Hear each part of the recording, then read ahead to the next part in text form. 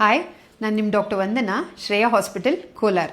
ಇವತ್ತು most important topic ಕನ್ಸಾಂಗ್ಯುನಸ್ marriage ಅಂತ, ಅಂದರೆ ಸಂಬಂಧ ಮದುವೆ ಬಗ್ಗೆ ಮಾತಾಡೋಣ. ಇದೊಂದು ಇಂಪಾರ್ಟೆಂಟ್ ಕೇಸ್ ಬಗ್ಗೆ ಮಾತಾಡಬೇಕು. ಇವರು ಸೆಕೆಂಡ್ ಪ್ರೆಗ್ನೆನ್ಸಿಗೆ ನಮ್ಮ ಹತ್ರ ಬಂದಿದ್ದಾರೆ. ಅವ್ರ ಫಸ್ಟ್ ಬೇಬಿ ಅಬ್ನಾರ್ಮಲ್ ಇದೆ.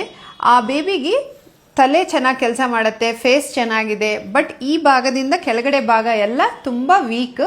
ಮಗು ಎದ್ದೊಳಕ್ಕಾಗಲ್ಲ, ಕೂತ್ಕೊಳ್ಳೋಕ್ಕಾಗಲ್ಲ, ಬಟ್ ತುಂಬ intelligent. So they had come to me, next ಈ ಥರ ಆಗಬಾರ್ದು ಮೇಡಮ್ ಅಂತ. ಸೊ ನಾವೇನು ಮಾಡಿದ್ವಿ, ಅವ್ರಿಗೆಲ್ಲ ಜೀನ್ ಟೆಸ್ಟ್ ಮಾಡಿಸಿದ್ವಿ. ಯಾರಿಗೆ? ಮಗುಗೆ, ತಾಯಿಗೆ, ಅಪ್ಪಾಗಿ ಎಲ್ಲರಿಗೆ ಜೀನ್ ಟೆಸ್ಟ್ ಮಾಡಿದ್ವಿ. ಜೀನ್ ಟೆಸ್ಟ್ ಮಾಡಿದರೆ ಬೇಬಿಗೆ SMA ಅಂತ ಬಂದಿದೆ, ಅಂದರೆ ಸ್ಪೈನಲ್ ಮಸ್ಕ್ಯುಲರ್ ಅಟ್ರೋಫಿ ಅಂತ. ಸೊ ಆ ಪ್ರಾಬ್ಲಮ್ ಜೆನೆಟಿಕ್ ಪ್ರಾಬ್ಲಮ್. ಸೊ ತಾಯಿ ತಂದೆ ಇಬ್ಬರು ಚೆನ್ನಾಗಿದ್ದಾರೆ. ಸೊ ತಂದೆ ತಾಯಿಗೆ ಇಬ್ಬರಿಗೆ ಟೆಸ್ಟ್ ಮಾಡಿಸಿದ್ವಿ. ಟೆಸ್ಟ್ ಮಾಡಿಸಿದ್ರೆ ಇಬ್ಬರಲ್ಲಿನೂ ಜೀನ್ ಇದೆ.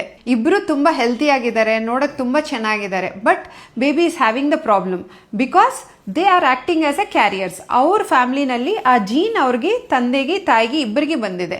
ಅವರಿಬ್ಬರದು ಸಂಬಂಧ ಮದುವೆ ಆಗಿರೋದ್ರಿಂದ ಆ ಇಬ್ಬರಿಂದ ಸೇಮ್ ಜೀನ್ ಮಗುಗೆ ಬಂದಿದೆ. That is called ಹೋಮೋಸೈಗೋಸಿಟಿ.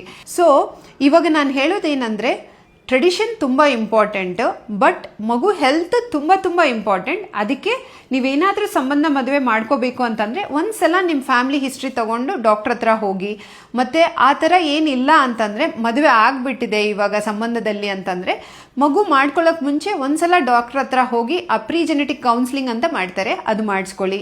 ಇಲ್ಲ ಪ್ರೆಗ್ನೆಂಟು ಆಗಿಬಿಟ್ರೆ ಅಂತಂದರೆ ಸ್ವಲ್ಪ ಟೆಸ್ಟ್ ಇದೆ, ಆ ಟೆಸ್ಟಲ್ಲಿ ಮಗುಗೆ ಆ ತೊಂದರೆ ಬರುತ್ತಾ ಇಲ್ವಾ ಅಂತ ಗೊತ್ತಾಗತ್ತೆ. ಸೊ ಆಗುವಷ್ಟು ಸಂಬಂಧದಲ್ಲಿ ಮದುವೆ ಮಾಡ್ಕೊಳ್ಳೋಕೆ ಹೋಗ್ಬಿಡಿ. ಬಟ್ ಅಂಥ ಪರಿಸ್ಥಿತಿ ಇದ್ದರೆ ಪ್ಲೀಸ್ ಪ್ರೀ ಜೆನೆಟಿಕ್ ಕೌನ್ಸಿಲಿಂಗ್ ಮಾಡಿಕೊಂಡು ಆಮೇಲೆ ಪ್ರೆಗ್ನೆಂಟ್ ಆಗೋದು ತುಂಬ ಉತ್ತಮ. Hope this was useful.